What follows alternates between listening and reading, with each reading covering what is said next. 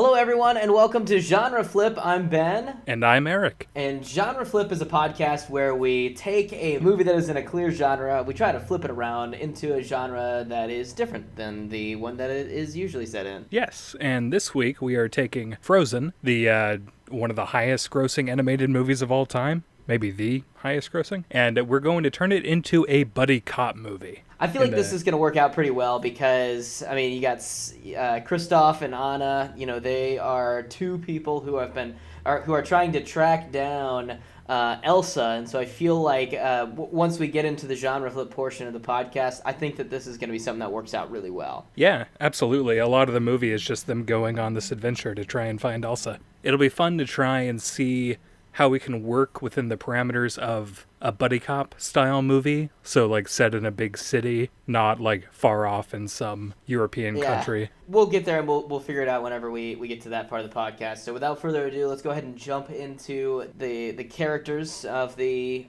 movie. First, of course, being the main character, Anna. I feel like she kind of gets a bad rap a little bit because it's like every little girl's favorite princess of all time now is Elsa, and Elsa is like hardly in the movie. Anna is in it so much. I think that's probably just because Elsa has like the song from the movie. Like I remember when this movie came out, Let It Go was huge, and apparently with kids it still is, and they still dress up as Elsa every Halloween and everything. I know. But Anna is definitely the lead, and Elsa just kind of like took the spotlight. Anna is is kind of a brat, but she's like hard-headed, and she like believes in true love. She is definitely the most princessiest character in the movie.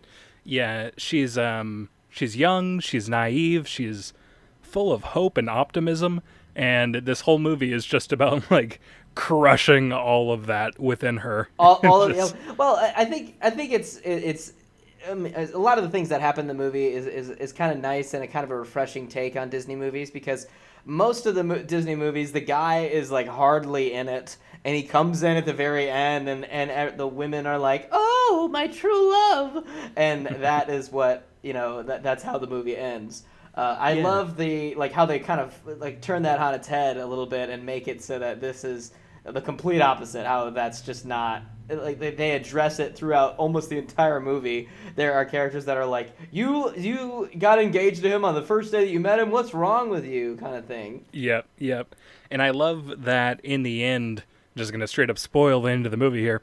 The act of true love that saves Anna's frozen heart is her sacrificing herself for Elsa. And they lead up to that moment, and throughout the whole movie they're like, throughout like the second half of the movie they're like, you need your true love, and of course she thinks it's Hans, who is actually straight up evil the whole time. He won't do it. That's actually kind of one thing that I don't really like a lot about this movie is how Hans is evil. We'll kind of go into his character a little bit. So the very beginning we meet Hans, and he rescues Anna a little bit because she like falls into this boat and he saves her. Every instance of seeing Hans throughout the entire first half of the movie, he is just a perfect gentleman. He is just and to all of everyone outside of like whenever Anna's not around, he's still a perfect gentleman. And then all of a sudden, out of fucking nowhere, he's just like, just kidding, I'm a bad guy. Yeah, when he's like in interim control of Arendelle, he's doing a pretty good job. He's like getting a search team together to go. He's being like good to everybody. He's helping out the townspeople. But then as soon as Anna shows up and she's like, "Help me, I'm dying," he's like, "Haha, good. I'm actually evil." He's like, "Fuck you. I was evil the whole time." I wish that if they were going to ultimately make him evil, I wish that they had even the smallest inkling of clues that it could be that way. Like, I didn't want them to make it obvious like they do with the Weaselton guy, where he's just like, "I'm going to take over Arendelle." Wait, did I say that out loud? Like that whole part? I'm glad they didn't make him a character that was like so obviously evil, but I wish that they alluded to it a little bit so that the mystery is something that could have been solved. I think the Duke of Weaseltown, Wesselton, is only there to kind of take attention away from the other Yeah. characters in the town. And you think, oh, okay, so he's clearly evil. He's going to show back up. And he does send his 2 armed guards to go and try to shoot Elsa with crossbows, which, of course, does not work out because she has fucking ice powers.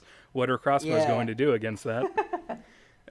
But the only thing I can think of that could set Hans up as having planned this out, like having any sort of grand scheme, is that Anna is just like in the middle of her song. She gets hit by Hans's horse and falls into the boat, and they have their little meet cute and everything.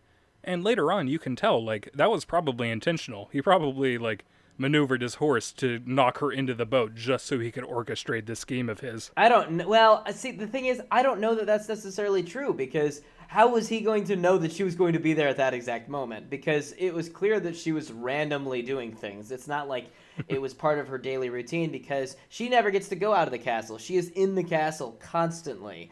And so the fact that he was able to be in the exact moment, be in the exact spot that he needed to be in the moment that she arrives, makes me feel like it was organic, like it was not something that could have been planned. But you've got to remember, this is a giant musical number, so they would have had Yeah. to be out there rehearsing over and over, and he could have seen her dancing there and thought, oh, I'll just drive my horse right into her. Yeah, you're right. I forget the rules of musicals.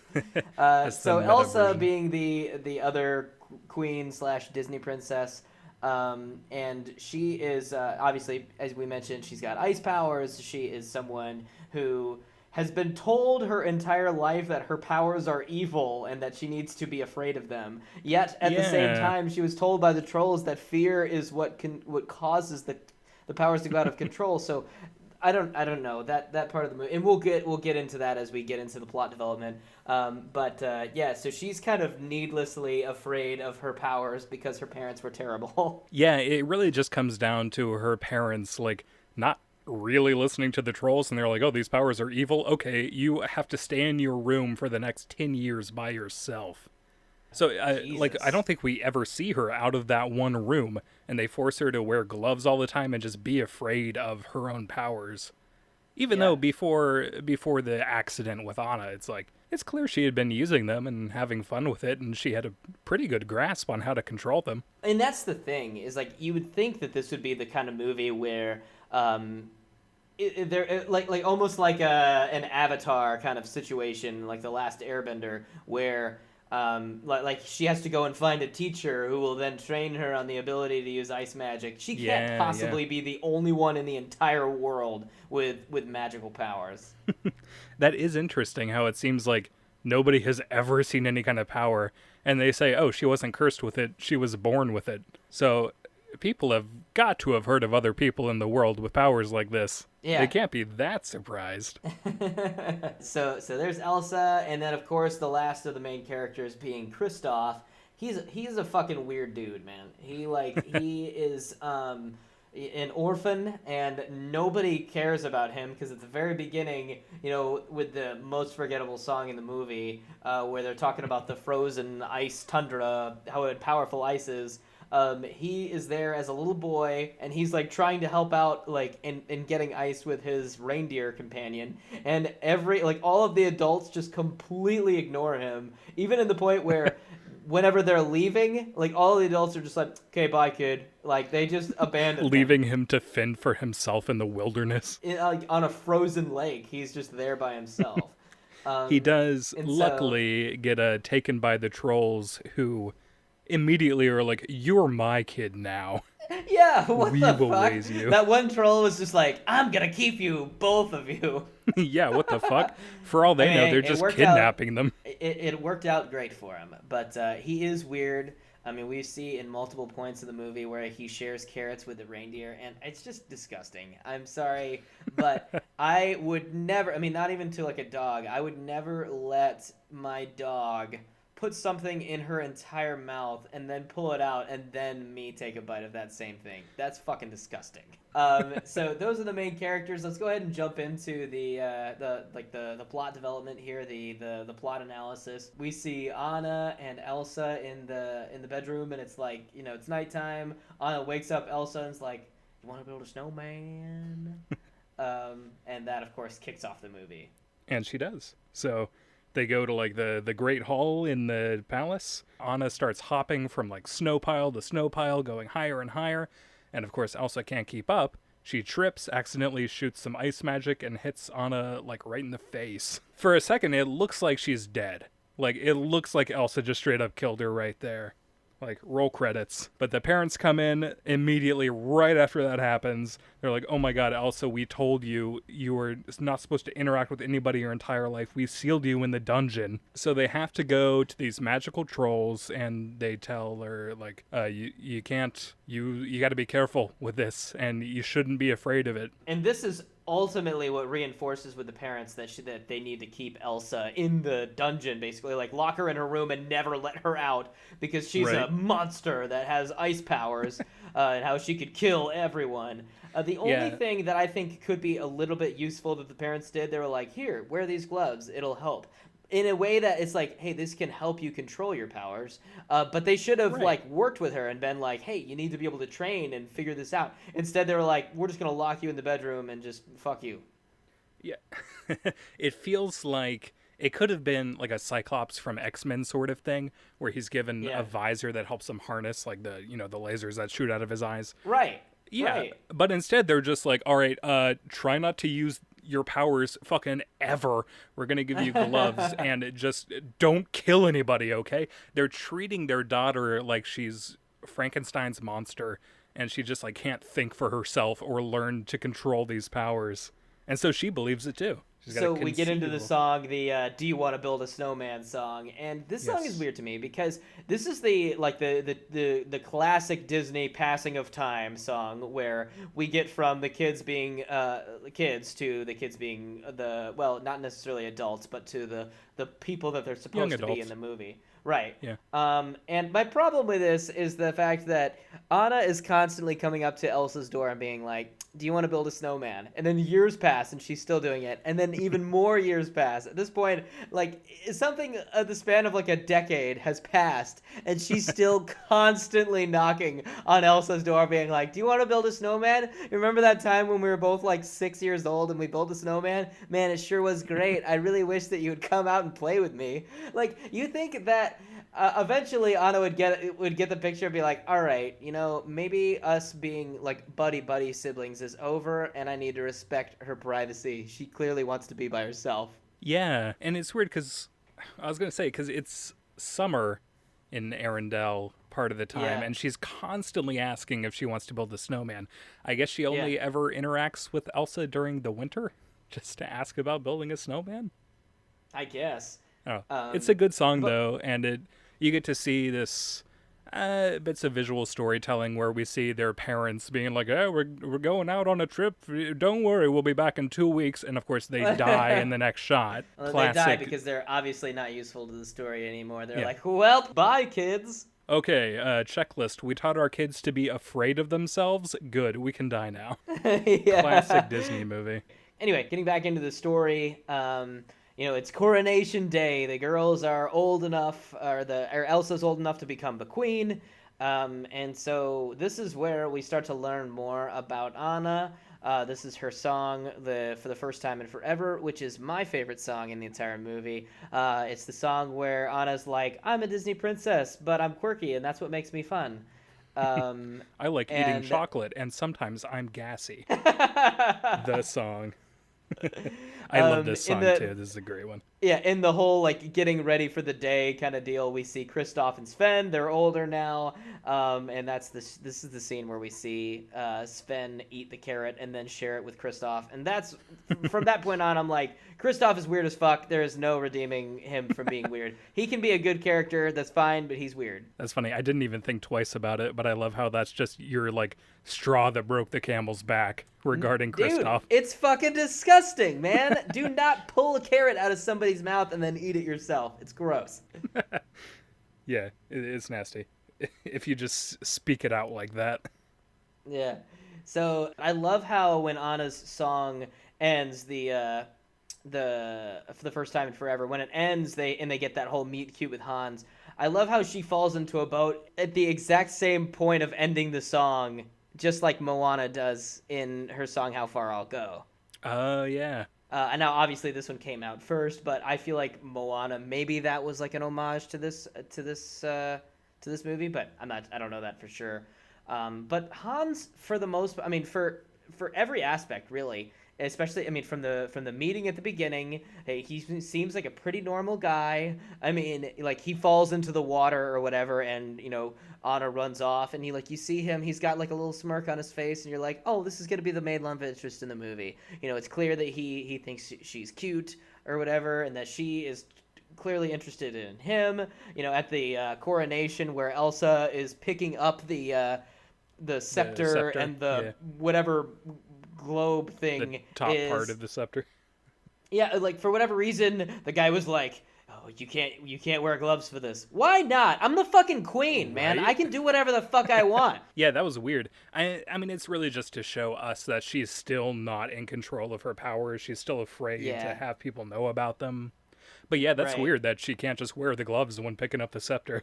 I don't know. So, yeah, so like we see the ice going off a little bit, and she's like, "Fuck, fuck, fuck, fuck, fuck, fuck, fuck, fuck," and then she immediately puts the gloves back on, which is pretty funny. Yes. And then we transition to the party afterwards. Everyone's celebrating. And then we move into Hans and Anna really getting to know each other. They dance for a bit, having fun, clearly really enjoying each other. They sing their Love is an Open Door song, which I think that's my favorite song in the movie. The one problem I have with that song is the fact, like that line where they're like, "Our mental synchronization," and they do the robot. How the fuck do they know what a robot is? They're not at the time period that robots are Yeah. available. That's a very common thing in Disney movies, like going back referencing Moana, where Dwayne the Rock Johnson is just like, "Oh, haha, this bird, he's doing a Twitter, haha, get it, audience?" Oh, Even though that's yeah. supposed to be taking place like fucking way forever ago.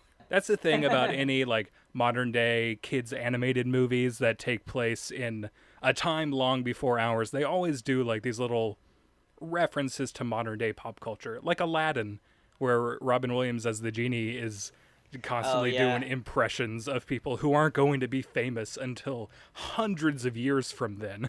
It doesn't make sense, but So they end the song, and of course Hans gets down on one knee and he proposes to Anna, which is so Disney. Up until this point, it's like, oh, I've just met you, and now we should fall in love and be married because true love. yeah, and we know later that he's just straight up taking advantage of her being so incredibly naive.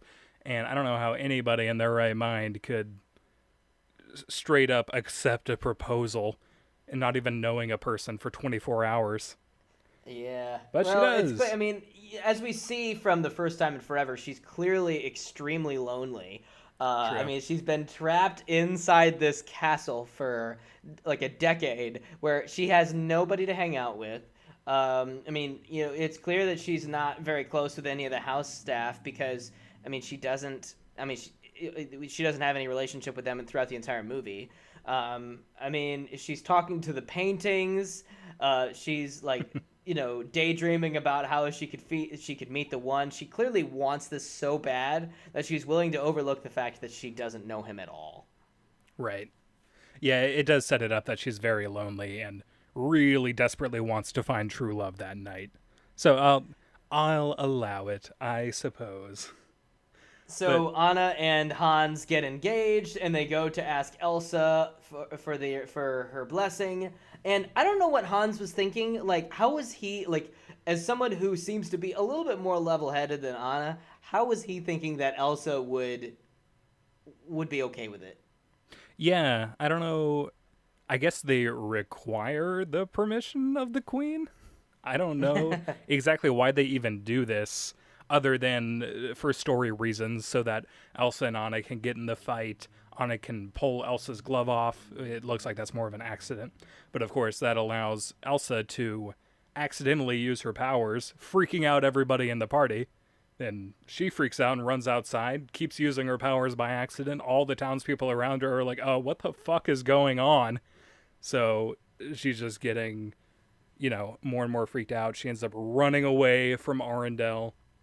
And Dude, Elsa is powerful as fuck. She freezes the entire fjord. Like, oh yeah, it's like almost like the entire ocean is now frozen because Elsa immediately. is Yeah, afraid.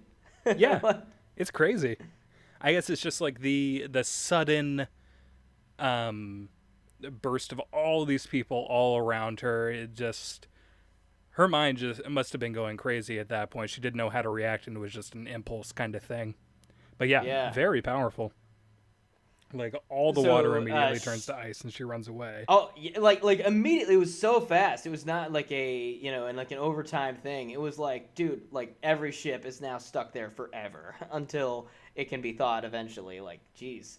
So Yeah. obviously that traps everybody in the entire town there. And Anna, for whatever reason, you would think that once the queen runs away, Anna would need to be the person that like is in charge, and she could have sent like her soldiers or whatever, like, go bring her back. Like, we need to handle this. Anna's like, shit, my bad, guys. I fucked up. I accidentally sent Elsa away, and I'll go after her myself. Hans, you can just be in charge now, I guess, because I just met you like 12 not even 12 hours ago, and but I trust you enough. So she goes Yeah. off running after Elsa. Yeah. And she just goes off by herself, no plan whatsoever. And we cut to Elsa doing her whole Let It Go song, the most popular part of this movie. This scene is really, really cool where we get to see her shedding the persona that she's developed over the years and really learning to be herself because nobody's around to judge her anymore. She can, Dude, she's her free. her powers seem to have no limit. I mean, she can freeze everything.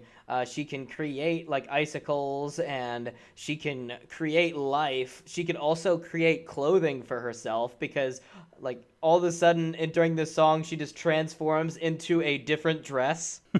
Yeah, her powers have no bounds. So Anna goes after Elsa, and this is where she runs into Kristoff, who sings possibly the weirdest Disney song, in my opinion, of all time, where he The sings reindeers are better than people. Dude, I don't like. I don't know. I mean, maybe kids think that it's funny. The whole like, I'm gonna do your voice for you, Sven, thing. It's just, man, like, this is another thing about Kristoff that's just fucking weird, dude. Yeah, it is strange. It's like cute, but it doesn't need to be in the movie as often as it is. Because he does it like 4 or 5 times, and it's like, okay, we get it. You're pretending that your moose can talk. Yeah, Or reindeer. Moose. Isn't it Moose. reindeer? Yeah, mooses are better than people. What's the plural of moose? Is it meese? Meese are better than people? Meese? I have no idea. Mooses? Moosin. Moose? Is it really moosin? No, it's... What is it? Is it mooses? I mean, that sounds the I've most gotta correct. know. Mooses? Plural for moose. Moosai. Moosai. The plural for moose is moose. There we go. So it's... Oh, okay. It's like a there we Lego go. situation. So anyway, Anna convinces Kristoff to help her save Elsa, or to help her go after Elsa, which, of course, immediately she starts telling Kristoff her whole life story and is like, so I got engaged to Hans even though I just met him, and Kristoff can't get past that. He's just Yeah. like, you just met the guy? That's pretty funny though, that she's got like these crazy things in the story to tell him, and that's what he focuses on. Yeah. And it The is like the funniest line craziest in thing. that. Yeah, and it really is. But the funniest line in that entire exchange, I'm not sure if you caught it, but Kristoff asking her like what Hans's foot size is, and she's like, foot size Oh, yeah. doesn't matter. Dude, that's fucking hilarious, and clearly for the parents. You know what they say about guys with big feet? They wear They big got shoes. big socks. Yeah, big shoes. Yeah. So their sleigh gets attacked by wolves, and ultimately they end up losing the sleigh, and they have to continue on their journey by foot, and then they run into Olaf, the most annoying character in the entire movie. I like Olaf. Everybody Dude, hates I him. don't. I don't like Olaf. Did you see Coco? No, I haven't, and I heard that the worst part of Coco is the 22-minute quote-unquote short before the Right, movie right. that's all about Olaf. Yeah, that was supposed to be a TV special on ABC, I think, and then they decided just to put it in front of Coco. And I will say, I know, like, everybody seemed to fucking hate that short. I actually enjoyed it quite a bit. I am in the So, minority. I do by think the way, definitely too long to have been put oh in front yeah. of a Well, movie. and that's the thing, But, and yeah, it's so apparent that it was supposed to be a TV short. right. And you should see Coco because it's fucking great. I love it. Well, I don't like Olaf because I mean it's clear that he's the comic relief and his like everything that he says is super kiddie. And I know like this is a kids movie, I know, but I'm taking it as like I'm trying to be as critical as possible for the sake of whatever. I don't I mean just I don't have to explain myself, okay? I don't care for Olaf. He's just I don't find him appealing. Okay, yeah, fair enough. Yeah, I think he works as like another layer to Anna and Elsa's relationship. He's kind of symbolic of their sisterly love when they were kids and how they would hang out together and create snowmen together. I like But how she was able to create Olaf, just one Olaf, mind you, yeah, and not even realize the fact that she actually made it. that's how OP Elsa is. She is creating living beings and not even being aware of it. Oh man, Like, it's what weird though other that creatures did she create and doesn't even know about? And they're just living out there in the tundra. well, speaking of the living characters, let's kind of jump ahead a little bit to whenever they make it to the castle. You know, Anna tries to explain to Elsa that she needs to help them because Elsa has frozen over the entirety of Arendelle, and Elsa's like, "Fuck, I don't know how to help you. Sorry." And Yeah. so she shoots Elsa or she shoots Anna with an ice blast that like hits her right in the heart, which they talk about at the very beginning, being like, "That's the worst thing that can happen." But she creates life again, and she keeps on talking about how she doesn't know how to do it, but it was clearly intentional. This time, she was just like, "Go away," and then she creates a giant being that its entire job is to keep people away. That's true. Maybe, like, up until this point, she's been concealing it for so long that her powers only really become apparent during a intense burst of emotion. Because it seems like Yeah. up until this point, that's what's happening. That's what's causing her powers to erupt in such a way. Well, but the thing is that's interesting is the fact that she clearly cares about Anna, but she creates a giant fucking snow monster who is on a Yeah. rampage. He doesn't kill them, to be fair. I don't know if he tries to kill them. The worst thing he Okay, does is but picks them up and just screams in their face. yeah, but then they fall 200 feet and nothing that's true. happens. That's true. Well, they fall. Yeah, they fall into like 20 feet pillowy mound of snow. But yeah, I don't know if the snow beast knows that. Maybe he was trying to murder them. I don't know. So Kristoff takes Anna to go see the trolls because she got hit in the heart, and the trolls are the only ones that can save her. We get the most annoying song in the movie, the Fixer upper song. Fixer Upper. There you go. The song that literally nobody knows the words to. I mean, I guarantee you, you take 20 fans of Frozen, you ask them what are the words to Fixer Upper, and they won't know it. The hardcore fans would know it, like the kids who've listened to the soundtrack 10,000 times. I feel like I'm being very negative towards this movie. I do like Frozen. Frozen's it's a fine movie. It's a good movie. But there's this. I mean, I don't know. Just this last time of me going through and watching it with a more critical eye has made me realize there's a lot of problems that I have. Like that part, like right before they make that 200-foot drop, how Kristoff has an unlimited supply of rope. Like whenever he bought it at the trading post, it was only like 30 feet max, you know, and he's using this very short rope to be able to get them all the way down this cliff. Are you kidding me? Yeah, the two of them, and it's a 200-foot drop, is what he says. Yeah, So it's like 400 feet of rope right there. it's just A little bit of an I don't know. absurdity. Whatever. It But is a yeah, cartoon. it's a cartoon, man. You gotta suspend your disbelief a little bit here. Yeah. So Hans and like his crew arrives at Elsa's tower, and he's like, "Leave the princess alone. Make sure that Anna is safe." And which is out of character for me for someone who is ultimately supposed to be the villain. If this was an opportunity, clearly the crew of people that he's with wants to take down Elsa. If he could just kill her here, he's already in charge of Arendelle. There's no one else in their family that could take over. If he just made sure that Anna and Elsa were dead here, then he could just get back and be like, sorry everybody, Well, I couldn't save everyone. Since Anna left me in charge, I am here to make sure that everything is okay. well, I think he does need to wait until he's like legally married to Anna.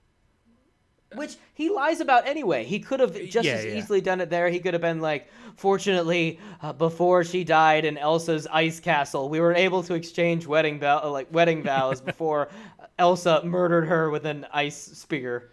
Yeah. I don't know. It's pretty hectic there with all the fighting and stuff going on. But yeah, his motivations for the first half or so of the movie are like he's just trying to do his best to give off the impression that he's a good person without any sort of ulterior motives. I guess. And I mean he seems like a genuinely good guy towards everyone except for Elsa and Anna. Yeah, he's got pretty bad motives, and he's ultimately the main villain of the movie because he's trying to kill both Elsa and Anna. But outside of that, he seems like a pretty cool guy. But For real though, there are no Hanses that have ever lived that are good people, at least in the entertainment industry. The only other Hans I can think of course, Hans Gruber from Die Hard, who is also the villain. The most evil German to ever live. Sure. Anyway, we won't go any further into other Germans that could be possibly worse. Anyway, continuing on. What happens next? The guards who were sent by the Duke of Weaseltown to go kill Elsa end up shooting the chandelier, and it falls on the ground, and Elsa just falls and gets knocked out or something. And she wakes up. She's been taken captive. She's being held prisoner back in Arendelle. And she learns that Anna still hasn't come back yet. And Elsa still doesn't know how to bring Summer back, which is what Hans wants from her. I guess... maybe he captured her because he doesn't know if he kills her, he doesn't know if that'll bring Summer back, or if he needs her to do it and then he can kill her. I'm not sure. I'm not exactly sure his motives. But of course they have like some sort of like weird chain set up that covers her hands completely to bind them. I don't know how that was made so quickly, or if that was already there. Maybe the parents made it, so they were like, fuck, man, if we've got to lock up our daughter, then we've got to lock her in this room. Man, they were prepared to become even worse parents. Dude, it wouldn't surprise me if the parents were the ones that made those handcuffs, because, I mean, they were clearly terrible. Yeah, and they were clearly designed for this express purpose, because they're not like normal handcuffs. They like are iron enclosures for her hands and arms to go into. Right.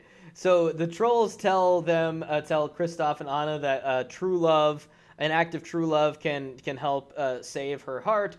Anna makes it back to the castle so that she can see Hans, so that they can do the true love's kiss, like in the classic Disney motif, to be able to break the curse. But then, of course, this is when Hans reveals, what a twist, that he was bad the whole time. Oh my God. He just wanted to marry into the royal family and become king of Arendelle. He leaves Anna there in that room. Her condition is just getting worse and worse. Her hair has already turned completely white. And instead of like making sure that she dies, he just leaves the room and he's like, haha, bye, and locks the door. Yeah, he just leaves the room and tells everyone, he's like, she's dead. Don't go look for her body, though, because, Right? But we don't have time for that right now. Anyway, we totally got married, you guys. No witnesses, but you've got my word. Yeah, and since you have to take it because I'm telling you that I'm the new king. So anyway, Elsa escapes and runs off. Kristoff, like Sven, realizes that something's wrong, and so convinces Kristoff that he needs to turn around and go back and rescue Anna. Olaf helps Anna escape from the castle, and so they're all trying to converge onto this one point, which is ultimately like the middle of the fjord. Yeah. So Kristoff is trying to run towards Anna, who's also trying to run towards him. Meanwhile, Elsa and Hans are getting into this showdown, and Hans is about to kill Elsa with his sword. And Elsa, in like a moment of freaking out, when she's told that Anna is dead, all the snow in the air, this huge whirlwind, it all just stops. It freezes midair. It just hangs there. Ha ha. So it's all clear. Everybody can see everything. And Anna realizes that Hans is about to kill Elsa. So she rushes over in her like last moments. She lifts up her hand to stop the sword. She completely freezes and saves Elsa's life. And of course, this is the act of true love that's able to reverse her heart freezing condition. And also, this is what helps Elsa realize that the power of true love is what will enable her to fully control her powers. So she is also able to restore the kingdom back to summertime. I like that Kristoff isn't like he didn't have to like run up and give her a kiss, and that was going to be like the thing. Yeah. You know? Yeah, it really sets that up as being the case and then subverts it in a great way. I love that. Yeah. So, Elsa fixes the entire town. Everybody's happy. Anna gets Kristoff another sleigh, so he's happy, and we all live happily ever after. What a great, terrific ending. Yay! Followed up shortly by Olaf's Christmas, coming to theaters before Coco. Isn't there a short that's like a Frozen, like the perfect day or something like that? Yeah, Elsa has a cold, is what I remember. Oh, that's right. Elsa has a cold, and aren't Anna and Kristoff getting married? I don't remember. I can't even remember what movie that was in front of. I don't remember that either. But anyway, moving past that. So yeah, there you go. Tight, wrapped into a tight bow. We've got the movie Frozen for you. And there you go. And so what we're gonna do is we're gonna try to do a genre flip to flip this thing into a buddy cop movie. And so. What I was thinking, I mean, are some of the pieces that we should keep in there. Obviously, if we're gonna make this happen in like a regular town, we can't make Elsa have ice powers, right? Right. I was thinking about that too. But what can she have that sets her apart from everybody else and makes her want to leave and go elsewhere, be by herself? Maybe it's like she's being set up for something. Maybe she's being set up for a murder. Maybe it's kind of like the fugitive kind of situation where like his wife has been murdered and he's the one that killed her type of thing. And maybe Elsa is being set up, and so the two cops are trying to track her down. Okay, so how about Hans kills somebody and blames it on Elsa for some reason, and then he ends up going to the police himself and saying that he was a witness to this crime and that he saw Elsa murder somebody or do whatever type of crime that it is. Okay, and so on instead of the coronation day, we have the kind of like in Zootopia, like Anna becomes sworn in as a cop, and like this is her big celebration kind of dealio. The police chief is like, "Oh, we've got a new deputy that'll be able to help you out on this journey." So Anna like helps out Kristoff. Yeah. So Anna gets paired up with Kristoff to be able to go and track down Elsa to be able to find out what's going on with her. Well, maybe one of the big twists is the fact that Anna and Elsa are sisters, and she doesn't know that it's her sister that they're going after. He just knows that it's like it's a blonde woman with blue eyes, and she's on the run. So Anna and Elsa, for whatever reason, have been like estranged for a decent like a decade or so, and so even though they were close as siblings, maybe they had it's some like fucking terrible parents that kept them apart. Maybe it's a Parent Trap sort of situation. Maybe.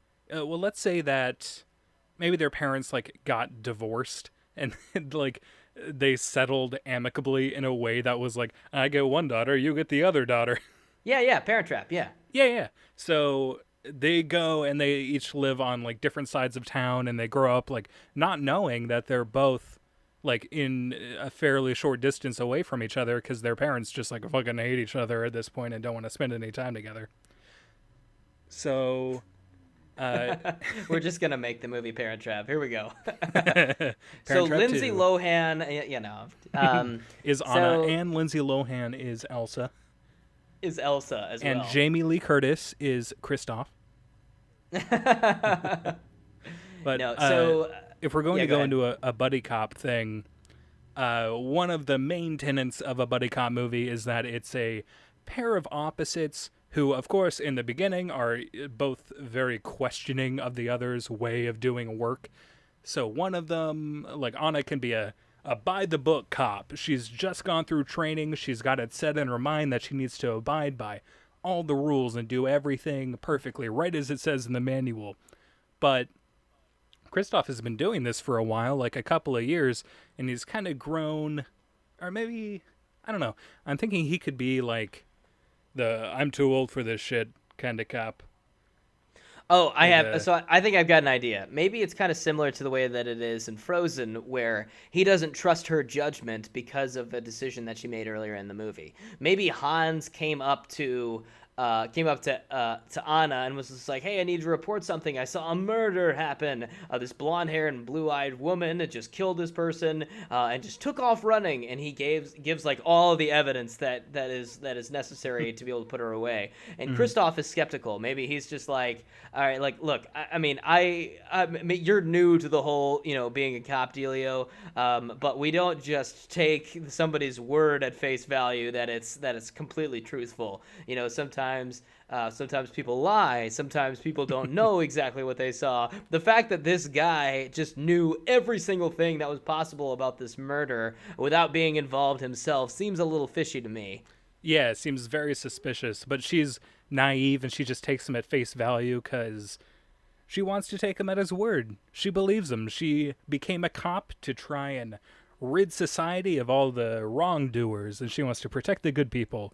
And to her, Hans just seems like a good person. He was very nice to Right. her. So Right. she can still be naive and just take him at total face value, believes every word that he says, and Kristoff just isn't buying it. He doesn't. So No. Yeah.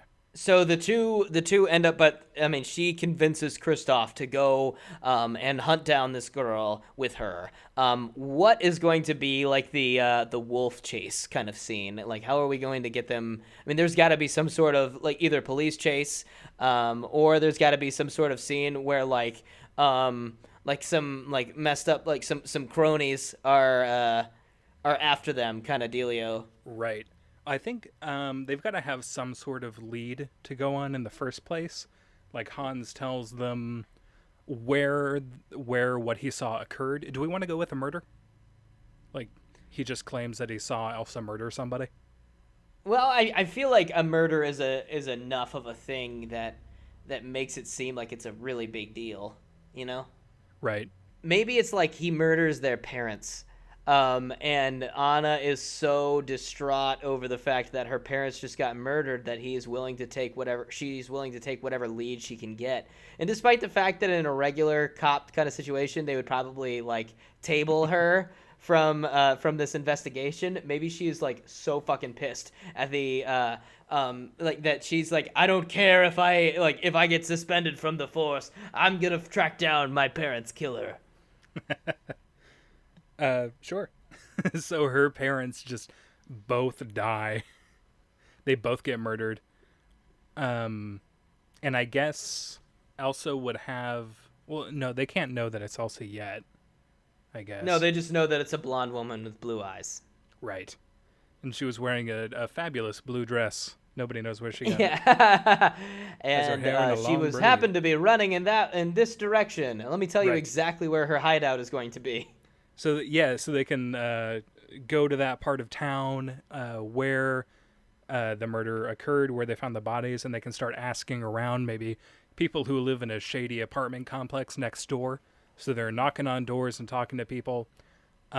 Maybe somebody knows information, or maybe somebody's unrelated to this case, but they're totally worried that they're going to get busted for whatever they're doing. They're like selling heroin out of their apartment. maybe this is one of those sides of town that's like, dude, like it's really fucking rough. Like the cops are really struggling to be able to control this area, and so maybe like somebody that they're questioning is just like, you know what, people around here don't like the fuzz quite so much. They don't take too kindly to you cop folks, They'll come and at you that like is what. wolves. Yeah, exactly. And that's what initiates the chase, is that like there's all of these like fucking murderous people that are after the cops. Right. So they're essentially just going to get chased out of this part of town for, trying too hard to get what they want. So people start chasing after them, I guess, like shooting at the cop car or something. Oh, let's make the cop car is like Kristoff's prized possession. It's like a Yeah. super nice Dodge Charger or whatever the fuck the cop cars are, and he's just named it Sven. And he like rubs the dash and he's like talking to his car. I feel like it's going to get demolished in this, just like the cop car gets demolished in Jumanji, like we did last week. Yeah, that could be a running gag of this movie where he loves this car that he named Sven and he's just always taken such good care of it, but throughout the movie it just gets fucking demolished. At the very end of the movie, after catching the murderer and everything, they have to like introduce the new cop car, or the fact that Sven Right. gets recovered, like everything gets put back together, all shiny and new, and yeah, that should be, I feel like, one of the things that's the ending. Anna gets it repaired without him knowing and Yeah. presents it to him. Yeah. And then that's the moment where he's like, you're not such a bad partner after all. And then Yeah. and then he eats a carrot out of Sven's grill. Fucking gross. Got some oil all over that carrot. He keeps carrots in the glove compartment because, I mean, what else are you supposed to keep in the glove compartment? Gloves? True. So he's a cop, so it's sunglasses, guns, and carrots. He's like, gotta eat healthy when you're on the road, kid. Accidentally bites into a pair of sunglasses. So, so they get chased out of this area. Maybe the cop car gets shot up a couple of times, and maybe they're like, hey, we need backup out here. But Anna is like, no, fuck no. Like while we were here, they gave us enough information that's gonna tell us where Elsa is headed. Well, they don't know it's Elsa at the time. They're like, well, where this mystery blonde woman is headed, and we're going to pursue that so other cops can come and quarantine this area. So what kind of clue do they get that's going to lead them Elsa's way? Maybe somebody mentions offhand that, like, yeah, I saw a blonde woman around here with your parents, Wait, maybe they she- talk. Maybe they end up. No. I was thinking that like the cop car gets shot up and to the point where like they get a flat tire, and so like they just can't drive that car anymore. So they like call an Uber or something to take them back to the station. And then as they're in the car, they're talking about the case, and the Uber driver is like, wait, blonde woman with blue eyes, I drove her to this part of town the other day. Oh shit! Yes. And they'll be like, wait, what? Wait, where did you take her? They're like, just take us there now. So he takes them and he just drives them to that part of town. They're like, do you know where she went? And he's like, no, I just know she got out here. So now, even though they're without car, they're just in this part of town. This is the only lead they have to go on, and I guess they start asking around at this point. And I'm assuming, are we gonna keep Olaf in this movie, or are we just gonna say fuck that guy? We can keep Olaf. I feel like Olaf has to be somebody that is in this part of town that knows exactly where she is, because that's how. Olaf is a homeless man, and Yeah.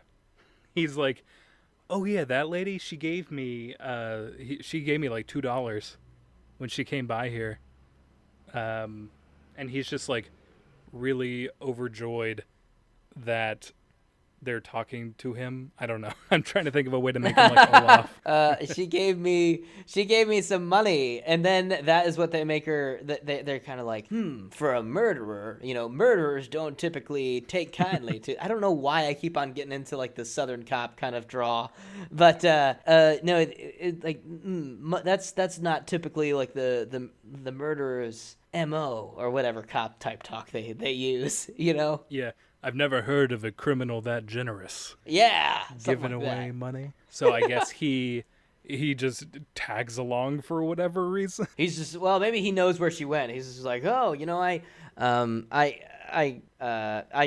watched her. I mean, I was hanging out over on this side of town the other day, and I was right out in front of this this old rundown warehouse.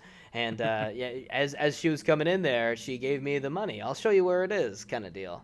Yeah, he's like, it's kind of hard to explain, but I can show you where it is. So they end up having to travel with him. Maybe he's withholding information, so they'll like buy him food or something. Maybe. Anyway, he travels with Hey, them, and they make their way to like they walk like a mile and end up at this huge abandoned warehouse with like broken windows. There's boards covering some of the windows. There's graffiti everywhere, like beer cans and cigarette butts strewn about. So clearly, this is not a great place. And I guess they run into Elsa, and this is where Anna yeah, I realizes, guess like, that she's like hiding in there, and she's like, "Oh shit, this is my sister." right. Well, Well, I think they should like, if we're doing like a divorce, like a Parent Trap kind of deal, then we wouldn't know that was her sister. right. I mean, we could have, for the benefit of the audience at the beginning, the scene where we see them as kids hanging out and playing with each other, and then we see the divorce of their parents happen, and like the battle in court, and how the two sisters are pulled away from each other, and they like drive away in cars opposite directions, looking at each other from the back seats, like Oh, I was crying. thinking they were getting like pulled away, and both of them are reaching their hands out towards each other as they're walking backwards in slow motion. Yeah, Either way, they have to be looking longly as they are driving in separate directions. of course. And it fades to present day, and they've essentially just forgotten about each other after all of this time apart. They're totally different people now. Probably wouldn't really recognize each other very well. But here we are at this point of the movie where they come up with the plan. Maybe they look through a window and they see the back of a woman with blonde hair, and she's like in there in this warehouse working on something. I don't know, doing something in there. They formulate a plan where one of them is going to go in through a back entrance, one of them is going to go through a window here at the front of the building and try to corner this woman. But as they're doing this, I guess Elsa takes note. Somebody trips over something. They alert her to their position. Elsa runs away. She goes up like this rickety stairs to a second floor of this warehouse, and they're both going up after her.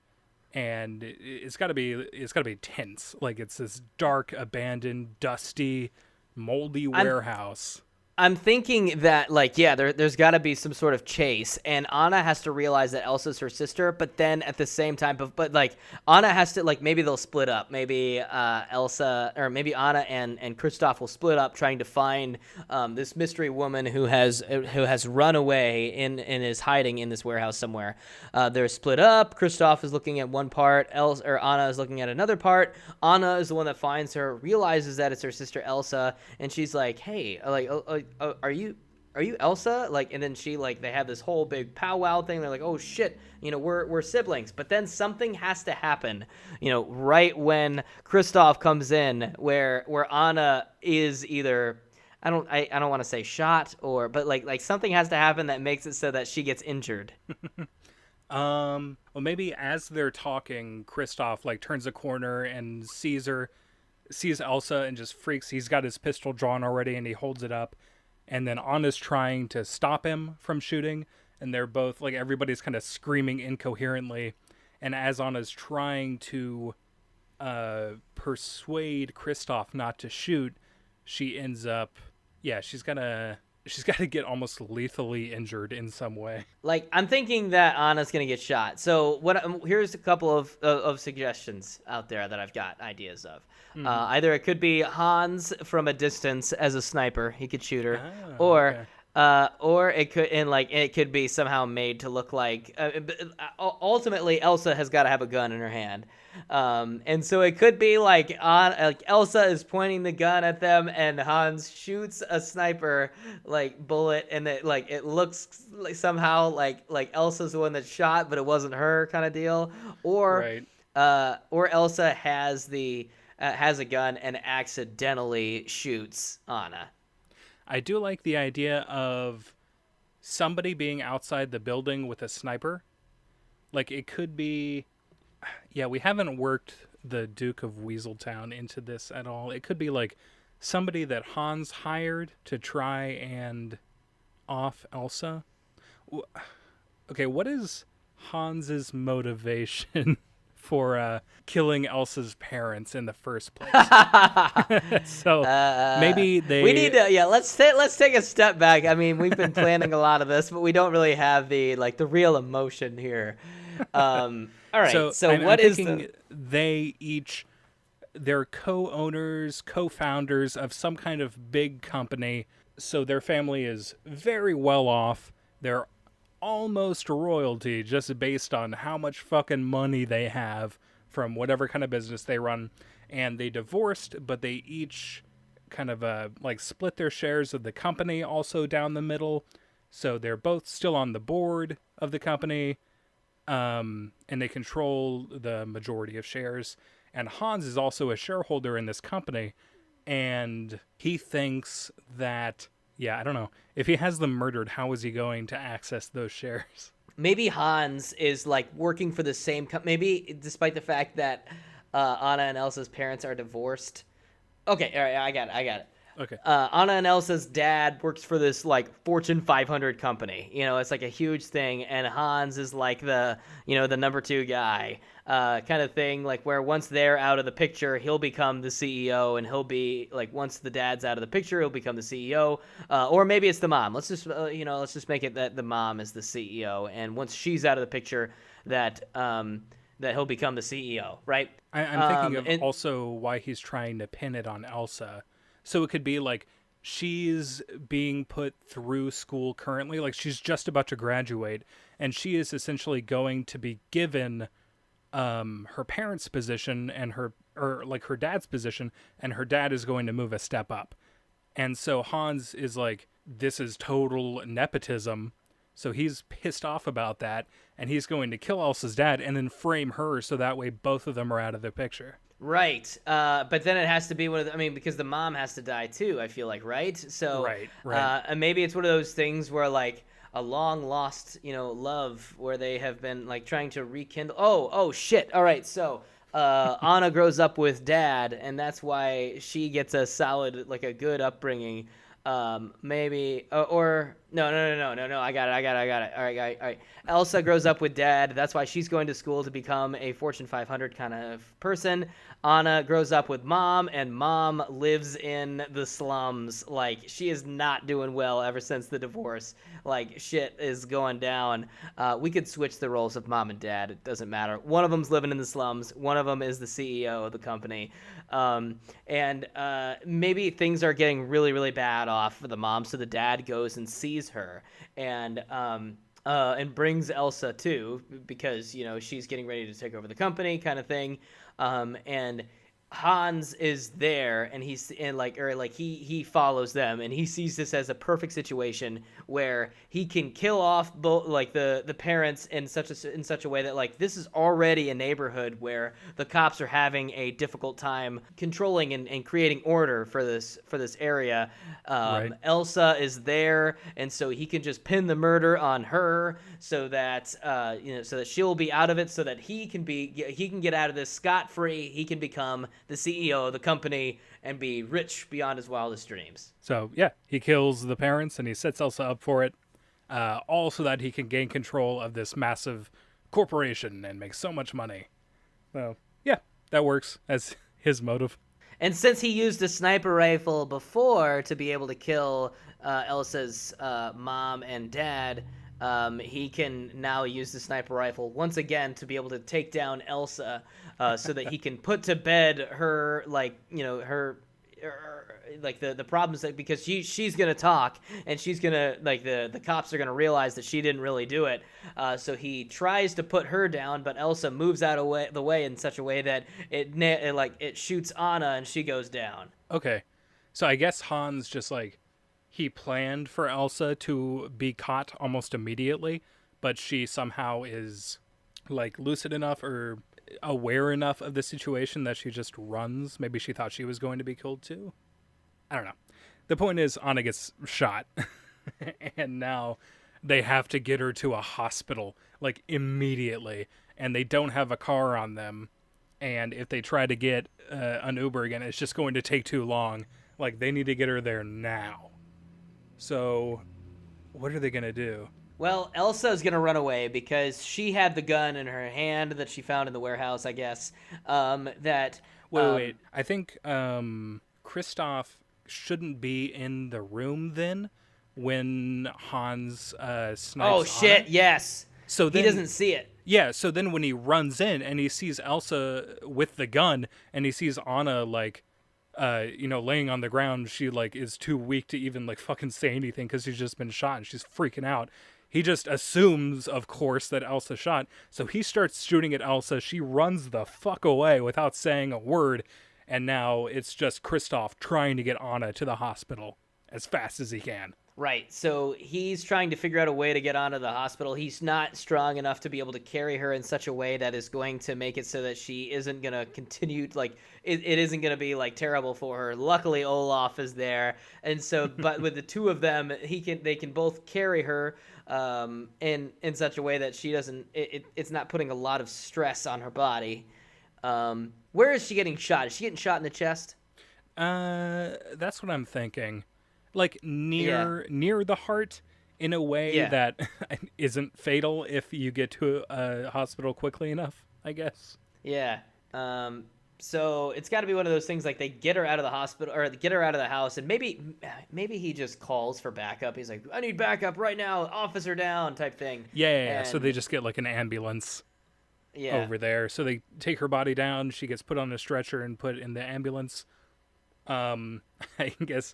Kristoff gets in the ambulance to ride with her to the hospital, and he's telling other officers, like, she's getting away. The blonde lady, I guess he still just doesn't know who it is. So he's saying the suspect is getting away.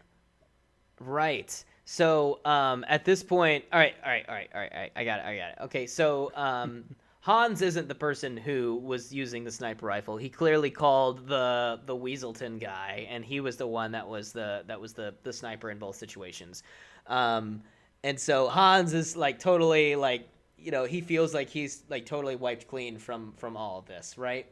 And so maybe he's the one that like comes in and is just like, Anna or whatever, and he like comes running in there, and the doctor like goes up to shit, I don't know. I'm trying to think. I feel like there needs to be a scene where the doctor goes up to the partner and he's just like, like, I don't know. It's really like touch and go here. We don't know if she's gonna make it or not. It could, it could go either way, kind of deal. Right. If Hans comes to see her in the hospital, I feel like he's got to have a relationship with her more so than just like guy who told her about the murder. So maybe Hans shouldn't be there, I guess, or maybe if you want her to be, if you can come up with a reason. Like if Hans is there, I think it'd be cool if he's a family friend in that he knew Anna and Elsa's parents before they got divorced, and so he's still friends with both of them, and he'll still come and visit, and he's kind of like the one regular means of contact that the two parents still have with each other. And of course, maybe he's like the hospital contact, like the emergency contact whenever she gets injured. Oh, okay. So Maybe it's like the emergency contact is the office, and since he was at the office, he was the only one that was there that knew who she was that could answer, and so she comes running over because obviously he doesn't want for Anna to get hurt. That was never a part of the program. It was because she's a cop, you know. right. He wants to just take out Elsa so that he can become the like the CEO of this company. He doesn't want too much bloodshed. Right. And the more people that die, the easier it's going to be to track it back to him. So he's going to try and keep it, pretty minimal. But Right. she's in the hospital. Elsa's still on the run. Kristoff's there. I with think Anna in the Weaselton has to hospital. capture Elsa. For whatever reason, he decides not to kill her there, but he like chains her up. He captures her and like keeps her like hostage. And what are they going to plan to do with her now that she's being held hostage? Like, this is when. Well, this is like. We don't know up until now that Hans is actually the bad guy. Like, for all we know, Right. he has been a comforting presence to the characters in this film. He's been just a cool dude who's trying to help them out as best he can as a Maybe family Elsa friend. knows. Maybe Elsa knows that he's the one that killed the parents. And before she could go to the police to talk about it, he beat her there, and so now she's on the run. And the reason why they're keeping her alive is because since she was talking to Anna in the in the room, they want to know, like Weaselton and Hans wants to know like what information that she told to Anna, Okay. because so that they Okay. can continue like adjust accordingly. Right. They just want to make sure that they're in the clear. Yeah. So, do you think she did say anything to Anna about it being I don't Hans? know. Like, she What do you could tell think? Anna, and then Anna is in such a critical condition that she is unable to tell that information to Kristoff or to anybody else, and she's essentially just, you know, she's passed out for the time being in a coma. I'm thinking that Anna, like Elsa didn't tell Anna that Hans was involved, but she did say that like I'm being set up. I'm your sister. Like like you've got to let me go. Like I have the information. Like we need to. We need to get the guy, or like we need to but before she could get it out, like right before she could say that it was Hans that was that was the bad guy all along. Right, that's when Anna She gets ends up shot. getting shot. Yeah. I guess when they were in the hospital, Kristoff can get the idea that, like, when they remove the bullet from Anna, they'll say, like, oh, he'll realize, like, that is not a bullet from a handgun. That is very clearly a bullet from a sniper rifle. So Yeah. it wasn't Elsa that shot her.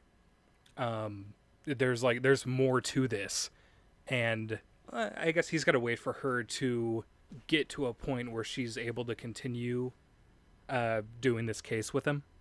Well, what I'm thinking is that she is still like passed out in the bed, and Kristoff needs to continue to like go off on his own. He realizes that the sniper rifle bullet was not obviously shot from the pistol that Elsa had, and so he needs to track her down because it's clear that she's got information and she wasn't the one that was putting them in any danger.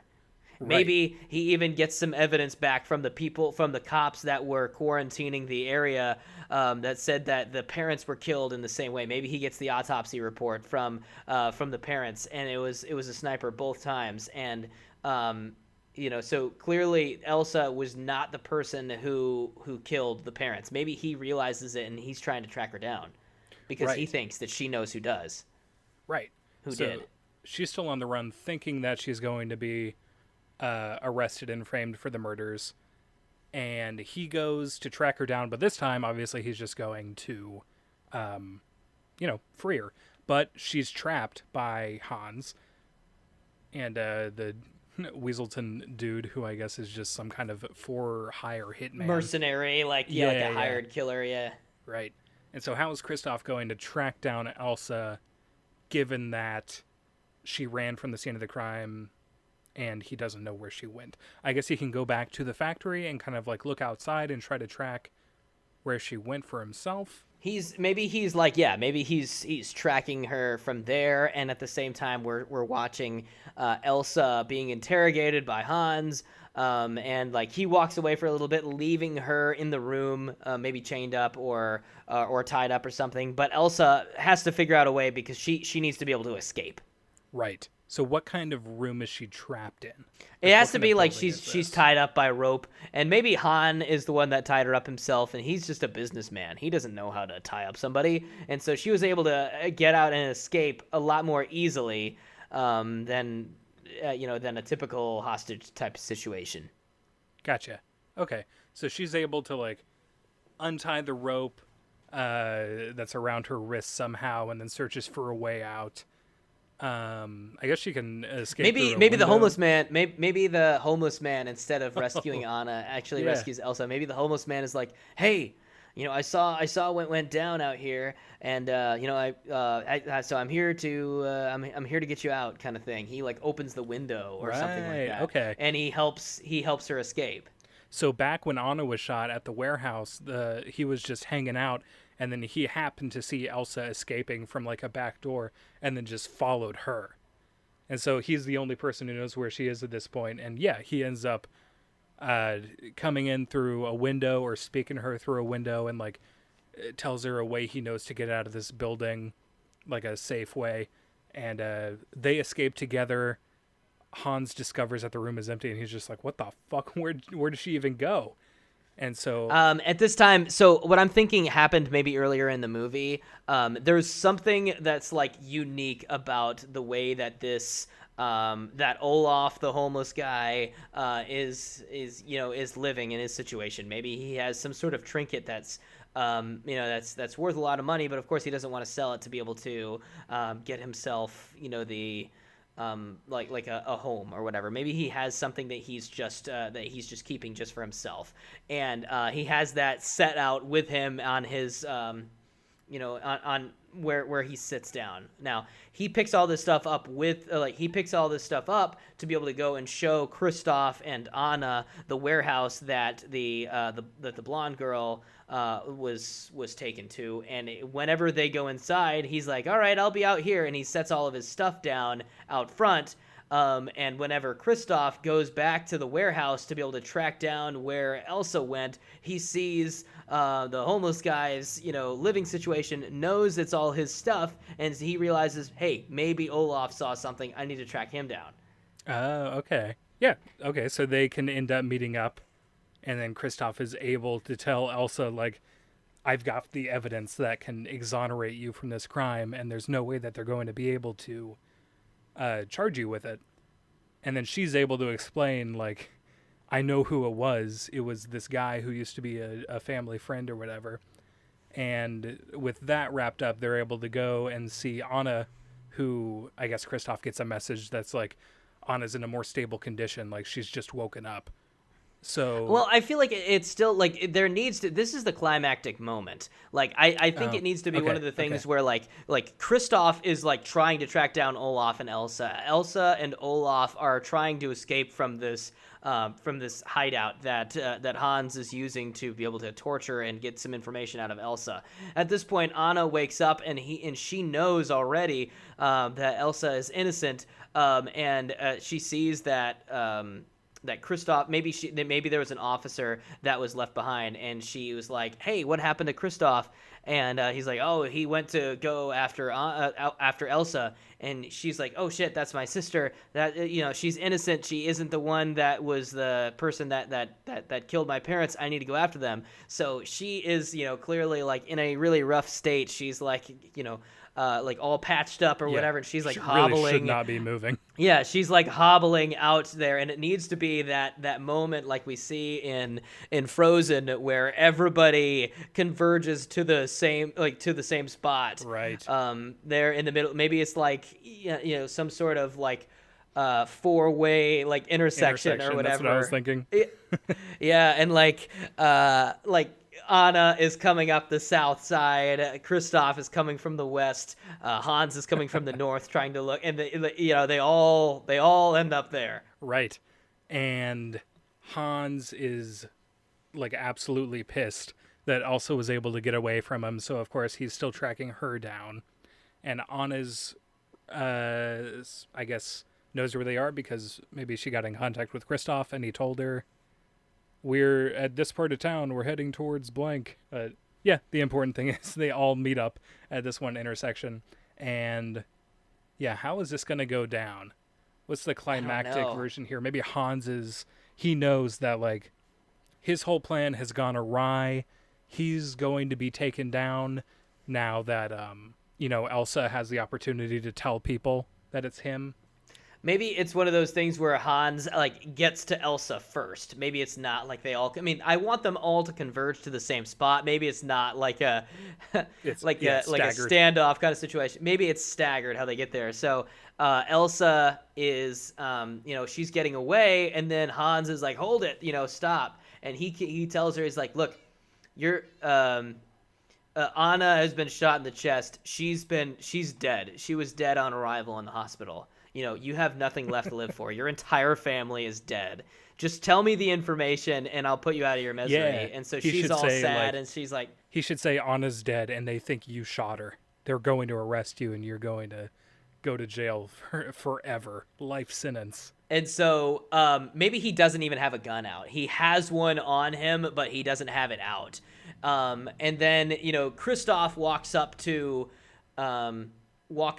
Elsa and is like, "Freeze," or whatever, and it looks like he's talking to Elsa. Maybe like he analyzes the bullets. Maybe he doesn't like say it out loud so the audience can put two and two together, but we don't know for sure that Kristoff knows that Elsa isn't the one that shot the sniper rifle, because we don't know that Kristoff knows for sure that the bullet didn't come from the gun, the handgun that Elsa was holding. Uh-huh. So maybe like Kristoff is the next one to arrive, and he's like, "Freeze," or whatever, like hands on your head kind of situation, and Hans is like, "Haha, we got you now. As I said, they think that you shot her, and I'm in the clear. You are, and then Hans is like, he says something coy, like he was just like, "I was, she was trying to get away. I was trying to help you, kind of thing," and Kristoff has to be like, "I was talking to you, Hans, hands on your head," and then he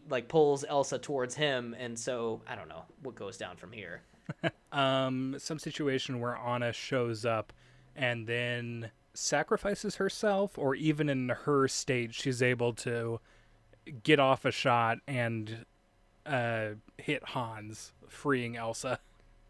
Well, I'm thinking. I mean, Weaselton has to still be involved. So I'm thinking maybe he's on the roof. Okay. All right. Okay. Here. Maybe this is too much, but I'm thinking he's on the roof. Kristoff and Hans. Like Kristoff has got Hans. He's getting ready to put the handcuffs on him, kind of thing. And Elsa is there, and Weaselton he's lining up Elsa in the sights. Getting ready to take her out, and Kristoff is totally unaware that the fact that there's a sniper on the rooftop nearby. But Anna sees her, but she's too weak to be able to shout it out because it hurts her chest so much. So she's like hobbling over there, maybe to try to stop this. Either Anna gets her gun out and shoots Weaselton before he is able to get the shot off on Elsa, or Anna dives in front of Elsa and gets shot again by the same sniper. But either one of those situations happens, and I feel like Kristoff has to be like, "What the fuck?" And then him being distracted for a minute is what gets Han free from the handcuffs. Like he didn't quite get the handcuffs on him. And Han takes Kristoff's gun, and now Hans is in charge. Okay. Ooh, yeah, this is a bad situation here. So I'm thinking it has to be Anna is the one that shoots the Weaselton, because there's no way that at this point that she could survive another wound. Oh, yeah. Get shot twice. Ooh, unlucky Anna. Yeah. So Weaselton is down, and Kristoff has his gun stolen by Hans, and he's like, "Drop your weapon, Anna." And so of course she doesn't want anybody to get shot, so she's playing along. She drops the weapon, and now Hans is in control of this entire situation. how does how does this change? Like what happens? I'm trying to think of everybody's position in relation to each other. So Elsa's still there, closer to Hans than anybody else. I feel like she's got to stop him somehow. Yeah. She's got to do something to prevent him from shooting anybody else, causing any more mayhem. So yeah, what can she do? She uses her ice powers that she had all along. No. Twist. Yeah. Maybe she like jumps on his back or something. Maybe they're not like all in a line together. Maybe they're all at like different places. Like Kristoff is directly in front of Hans, Elsa is over to the right, and Anna's over to the left. Kind of situation. Mm-hmm. So he's like, constantly looking back and forth between everyone. And since Elsa is physically closest, whenever he's looking over at Anna, who is the person in position that is furthest away from Elsa, that's when she takes, the opportunity to like jump onto Hans's back to distract him so that everyone can rush him to try to take him down. When Anna deals with the Weaselton guy, where is he? Is he up on a roof preparing for a shot? That's what I was thinking. Okay, Yeah. So what if, while all this shit is going down on the road and the Weaselton guy is already dead, Olaf sneaks up there and takes the sniper, and then he's able to shoot Hans in the middle of his like evil monologue where he's talking about how he's the victor. He just gets straight up shot in the head. He does. It turns out Olaf was like a Marine, and he just he gives everybody a nod, and then in just as mysteriously as he appeared, he was gone. Well, I feel like if he's the one that saves the day, that things need to turn around for Olaf. Oh yeah, he's got to be given like a Medal of Honor by the city, and then maybe he becomes a cop as well. It's like Zootopia, where yeah. At the end, the Nick the Fox becomes the cop. Maybe it's like that. They're like, Olaf, you'd make a great cop. You should go through the training, and he does. And that's like the epilogue to the movie where everybody's okay now, and Anna has fully healed from her wound, and Elsa and Anna are now like free to know each other and be sisters again who love each other and hang out all the time. And Olaf is now a cop who is just... And Kristoff gets his car back. Yeah, Anna presents him with the shiny new Sven. Right. He's like back to his former glory. Yeah. I think that this works. I mean, is there anything that we're missing? Like, is there anything that we kind of left out? I'm sure there is. I can't think of anything right now. I know there's like... This is a solid story, though. And it's quite clear that you can still take, the bare bones of Frozen, and you can turn it into a buddy cop movie. Man, it's quite clear this does, in fact, work. Yeah, I think the main kinks in our version are like character motivations and relationships to each other. But yeah, in terms of plot, I think this is fun, and yeah, it seems like a cool fugitive / buddy cop type of movie. Well, so Elsa has to it becomes the CEO of the company, and Hans is arrested, and Hans all is the put other in all the other maximum stuff. security prison. Right, and he never gets to become the great CEO that he always thought that he deserved, kind of thing. Right. Yeah. Sounds good to me. All right, man. That sounds good to me. All right, thank you so much for listening to Genre Flip. Definitely, share this with your friends if this is something that you really enjoyed. Yeah, and thank you for listening. We appreciate it.